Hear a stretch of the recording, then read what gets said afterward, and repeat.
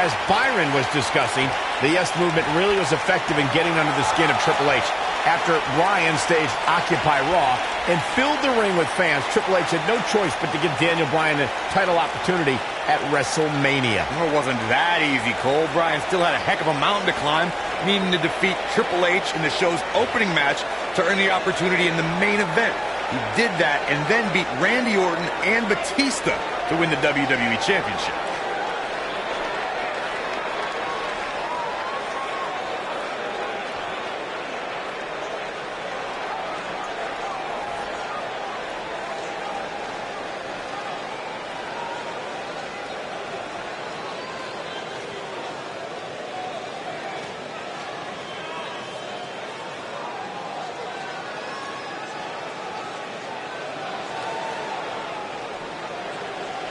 It's always a joy to see a competitor make a triumphant return to action, but Daniel Bryan's return in 2018 after 2 years brought unparalleled joy to the WWE Universe.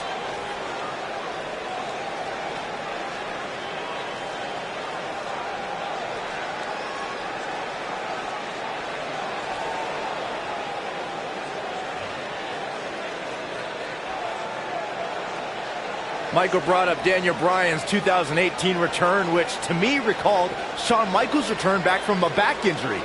He always stayed tied to the product as SmackDown Live general manager, and once medical advancements allowed, he came back. And the outpouring of delight from the WWE Universe was matched really only by the delight of the WWE superstars, which is ironic because now so many of them are in danger of catching his running knee or feeling the yes lock.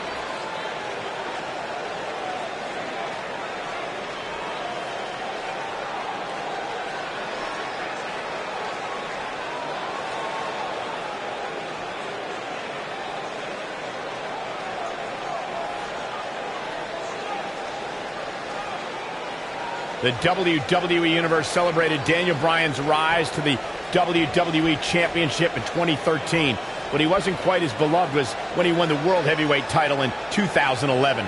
That year, Daniel Bryan won the Money in the Bank briefcase and originally promised to cash it in at WrestleMania the next year.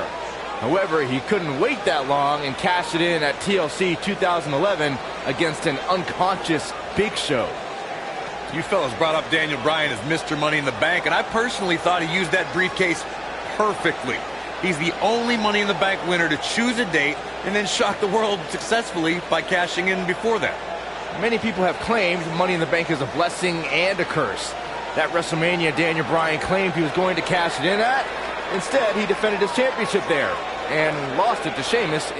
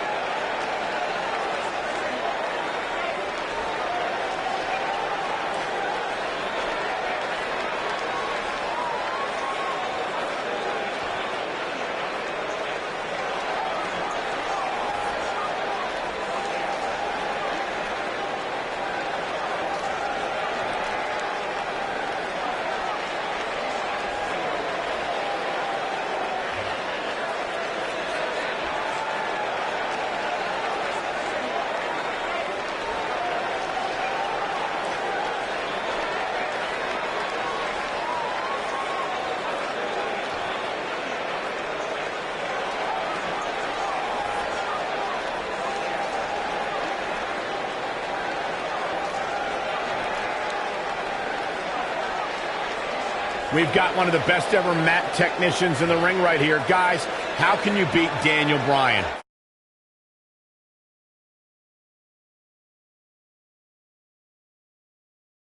And tons of submissions that he can apply from any angle. No matter how good you think you are on the mat, Daniel Bryan is probably better. I want to go back to our Daniel Bryan strategy discussion from earlier. Byron argued that trying to out-wrestle Daniel Bryan wouldn't work. Corey, what would you do?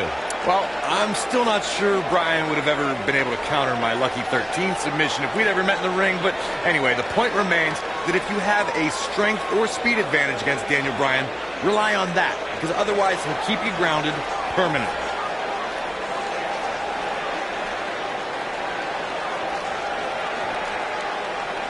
We've seen superstars come back from long-term injuries with a newfound passion.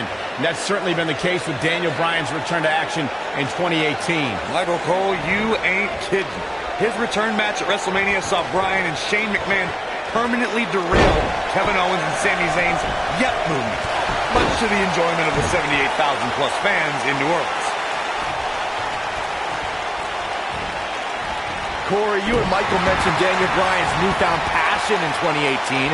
We really saw Bryan's never-give-up spirit at the Greatest Royal Rumble, when he broke Rey Mysterio's record for the most time spent in a single Royal Rumble match.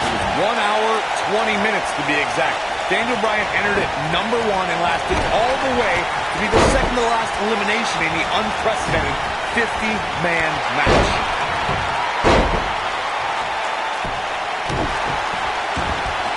We saw perhaps the greatest one-night performance in WrestleMania history. Daniel Bryan won in both the show opening and main event matches at WrestleMania.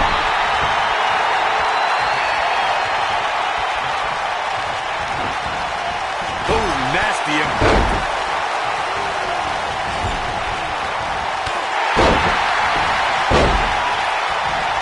Michael brought up Daniel Bryan's performance at WrestleMania 30, and those two matches were not short of top competition. Bryan took on Triple H first, with the winner getting a main event slot.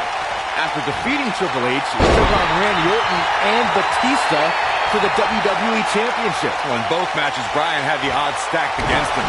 In fact, the main event often approximated a handicap match.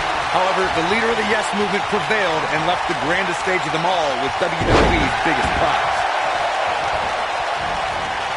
Oh, man, right to the arm. Hyperextend your elbow.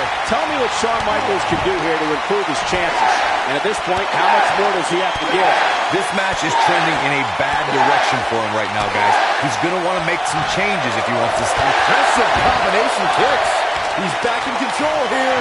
You can't teach that type of talent.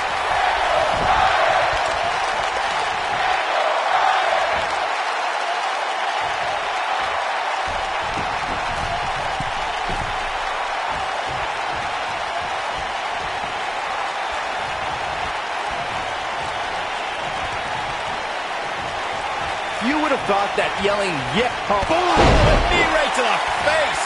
This one's over, guys. Can Shawn Michaels? Here's the cover.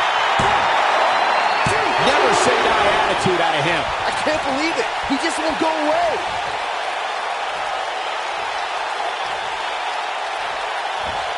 You gotta believe this one's over. Oh, no, this isn't going to end well. Oh, my gosh. Surfboard leg breaker.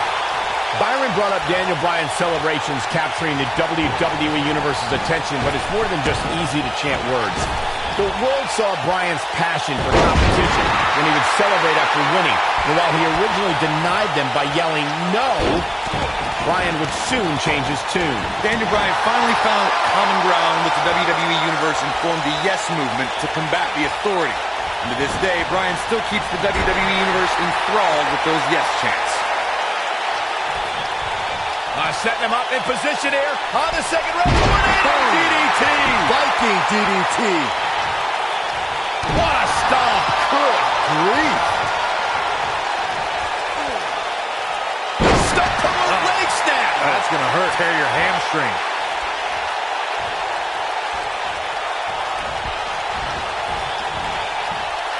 showing off some of his speed there.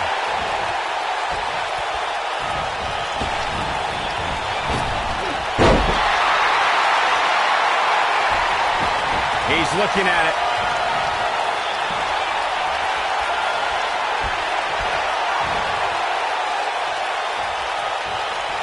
Oh, he turns it around. When this guy's on, look out.